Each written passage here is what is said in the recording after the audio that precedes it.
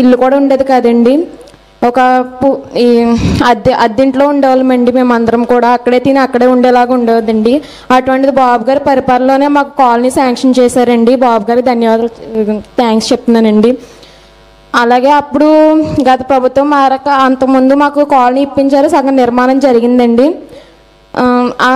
మళ్ళీ ఇప్పుడు జగన్ పరిపాలన వచ్చాక మాకు ఎటువంటి ఫండ్స్ కానీ ఏమీ రాలేదండి. అలాగే సగం నిర్మాణంలోనే ఉందండి. మాకు ఇంకా డోర్స్ కానీ అవి ఏం పెట్టించలేదండి. అప్పుడు మీరే నిర్మాణం మొదలు పెట్టారు, ఇప్పుడు పూర్తి చేయాలని మిమ్మల్ని హంబుల్గా రిక్వెస్ట్ చేస్తున్నానండి. అలాగే నా చెల్లి, మేము ముగ్గురం ఆడపిల్లమండి. మా చెల్లిని కూడా మేము ఎడ్యుకేషన్ లోన్ తీసుకొని చదివిస్తున్నామండి. అలాగే మా అమ్మ కూడా అనారోగ్యంగా ఉంటుందండి. మా నాన్నగారితో ఒకళ్ళు కష్టపడి చేస్తేనే మాకు ఇల్లు గడుస్తుందండి. అటువంటిది ఇప్పుడు నేను ఇంకా ఆర్థికంగా చాలా ఇబ్బందిగా ఉందని నా గ్రాడ్యుయేషన్ కంప్లీట్ చేశానండి. బీఎస్సీ కెమిస్ట్రీ నేను ప్లస్ ఎన్సీసీ కూడా చేశానండి. ఇంట్లో గడవట్లేదని నేను కూడా మానేసి ఇంకా ప్రైవేట్ స్కూల్లో టీచర్ కింద చేస్తున్నానండి ప్రస్తుతానికి. అక్కడ 10,000 ఇస్తారండి. అక్కడ చేస్తున్నానండి ప్రస్తుతానికి. నాకు ఒక మంచి ఉద్యోగం ఇప్పిస్తే నా కుటుంబాన్ని పెంచే బాధ్యత ఇప్పుడు నా మీదే పడిందండి. ఎందుకంటే ఎల్లకాలం తల్లిదండ్రులు కష్టం మీద ఉండడం కష్టం కదండి.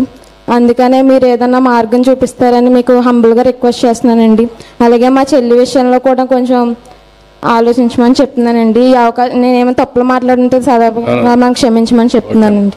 ఇక్కడ బంగారు కుటుంబం ఈ అమ్మాయిని మీరు ఎట్లా ఏమనుకుంటున్నారు? ఇప్పుడు ఆ ప్రొఫైల్ చూశారు, స్టడీ చేశారా? చెప్పండి, మీరు స్టడీ చేస్తుంటే ఏంటి మీ అభిప్రాయం, ఏంటి, ఎట్లా చేస్తారు? ఇప్పుడు ఈ అమ్మాయిని బంగారు కుటుంబంగా మనం అడాప్ట్ చేసుకుంటున్నాం. అదే సమయంలో మార్గదర్శిగా వారిని సెలెక్ట్ చేశాం. ఆయన ఈ అమ్మాయి సమస్య చెప్పింది, ఆయన కూడా స్టడీ చేశాడు. ఏ విధంగా ఆదుకుంటారో ఒకసారి ఐడియా ఇస్తాడు. అందరికీ నమస్కారం అండి. మన విజనరీ లీడర్ ఎప్పుడు మన రాష్ట్ర భవిష్యత్తు కోసం, సంక్షేమం కోసం పనిచేస్తున్న మన ఆనరబుల్ చీఫ్ మినిస్టర్ గారికి నా నమస్కారం. ఇందాక చీఫ్ మినిస్టర్ గారు చెప్పినట్టు నేను కూడా చాలా చిన్న కుటుంబం నుంచి వచ్చానండి. నా చదువు అంతా గవర్నమెంట్ స్కూల్లో జరిగింది. తర్వాత స్కాలర్షిప్ తెచ్చుకుని బిర్లా ఇన్స్టిట్యూట్ అయినటువంటి బిట్స్పిల్ అని రాజస్థాన్లో నుంచి నేను ఆర్గానిక్ కెమిస్ట్రీలో PhD కంప్లీట్ చేశాను.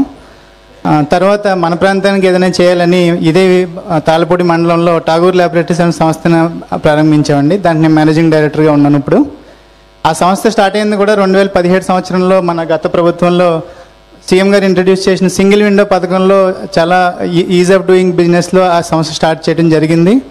ఈరోజు ఆ సంస్థ నుంచి 1500 మందికి మేము జీవనోపాధి కల్పించగలిగామండి. దాంట్లోనే 90% మంది మన గ్రామాల నుంచే తీసుకుని ట్రైనింగ్ ఇచ్చి రిక్రూట్ చేసుకోవడం జరిగిందండి. అదేవిధంగా ఇప్పటివరకు మాకు P3 వరకు తెలుసండి, పబ్లిక్ ప్రైవేట్ పార్ట్నర్షిప్ అని. దేశంలో ఎక్కడా లేని విధంగా 4వ P పీపుల్ అని ఇంట్రడ్యూస్ చేసి జీరో పవర్టీ స్కీమ్ కింద మన సీఎం గారికి వచ్చిన ఆలోచనని మనం నిజంగా చాలా గర్వించదగ్గ విషయం అండి. ఇది దేశంలోనే ఫస్ట్ టైం మన ఆంధ్రప్రదేశ్లో చేస్తున్నారు. సో మా వంతు బాధ్యతగా మేము ముందుకు వచ్చామండి. ఈ కుటుంబం స్టడీ చేసాం. వాళ్ళకి అన్ని రకాలుగా చదువు కోసం, వాళ్ళ ఆరోగ్యం, వాళ్ళకి రేపొద్దున మంచి భవిష్యత్తు తీసుకొచ్చి పవర్టీ లైన్ నుంచి పైకి వచ్చి బెటర్ స్టాండర్డ్ ఉండేలాగా మేము బాధ్యత తీసుకుని అన్నీ చూసుకుంటాం సార్. టెంపరీగా ఏం చేయగలుగుతారు? ఈ అమ్మాయిని, ఆ అమ్మాయి BSc, ఆ ఇంట్లో ఒక అమ్మాయి దివ్యాంగురాలు, ఇంకొక అమ్మాయి ఏం చేస్తుందమ్మా? BSc nursing చదువుతుందండి. ఒక అమ్మాయి BSc నర్సింగ్ చేస్తుంది. అవునండి. ఇప్పుడు ఈవిడ అమ్మా నాన్న ఇద్దరు కూలి పని చేస్తారు. ఎట్లా చేస్తారు? 5 మంది కదమ్మా? 5 మంది. 5 మంది. నువ్వు కూడా అమ్మా, నువ్వేనా? ఇట్లా మీ ఇద్దరు రండి, ఇట్లా ఇక్కడ నిలబడుకోండి. ఆ పాపను తీసుకొచ్చి నిలబెట్టు, మెల్లిగా మెల్లిగా.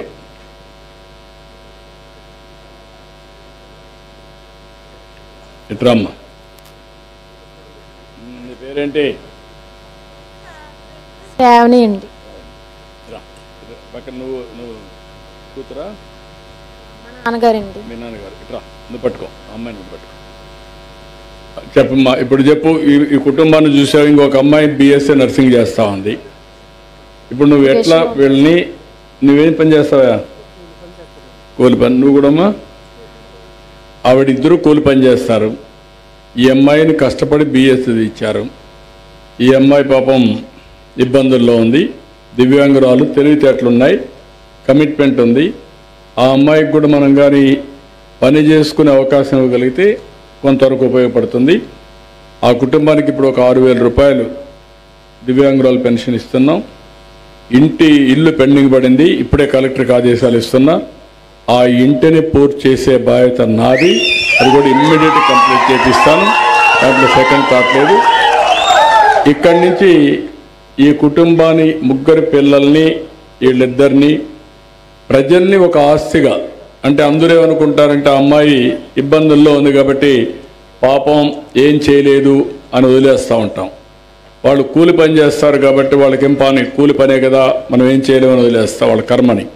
అట్లా కాదు, మీరు స్కిల్ బిల్డింగ్ చేసి వాళ్ళ ఆదాయాన్ని పెంచుతూ ఈ ముగ్గురి పిల్లల జీవితాన్ని బాగు చేసే బాధ్యత నేను నా చేతుల మీద నుంచి మీ చేతుల మీదకి అప్పచెప్తున్నా. ఏం చేస్తారో చెప్పండి మీరు. తప్పనిసరిగా ఈ బాధ్యతను తీసుకుంటాం సార్. మొత్తం ఈ ఫ్యామిలీని పిలిపించుకుని వాళ్ళు ఏమనుకుంటున్నారో వాళ్ళ సలహాలు కూడా తీసుకుంటాం సార్. అప్పుడు అమ్మాయి చదువుతుంది కాబట్టి ఇంకా అమ్మాయికి చదువుకునే ఇంట్రెస్ట్ ఉంటే కనుక ఖచ్చితంగా మాస్టర్స్ చదివిస్తాం సార్, ఎంఎస్సీ చేయిస్తాం అమ్మాయి చేత. తర్వాత అమ్మాయికి జాబ్ ఇంట్రెస్ట్ ఉంటే కనుక మా సంస్థలోనే జాబ్లో కూడా తీసుకుంటాం సార్ ఆవిడని. Very much sir, thank you.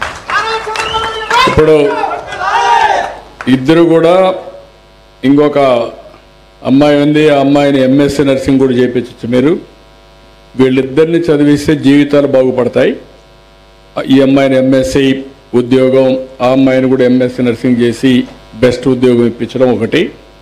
వీళ్ళిద్దరూ ఏ పని చేసుకోగలుగుతారో వాళ్ళకు కూడా ఒక ఉపాధి కల్పించి స్కిల్స్ డెవలప్ చేసి కొంత ఆదాయం వచ్చేది చేయడం. ఈ పాపను ఏం చేయగలుగుతారో కూడా ఆలోచించండి. అలాగే అండి, కలెక్టర్ గారు కూడా మాకు చెప్పారండి. ఆవిడతో కూడా మేము కన్సల్ట్ చేసి ఏం చేయగలిగితే బెస్ట్ మేము చేస్తాం సార్. ఈ ఫ్యామిలీ మీరు కొంత డబ్బులు పెట్టుకుంటారు కదా? పెట్టుకుంటాం సార్. నమ్మకమే కదా? నమ్మకమే సార్. ఒక రోజు కాదు, short term, medium term, long term. మీ ఇంట్లో మీ పిల్లలు ఎంత పైకి వచ్చారో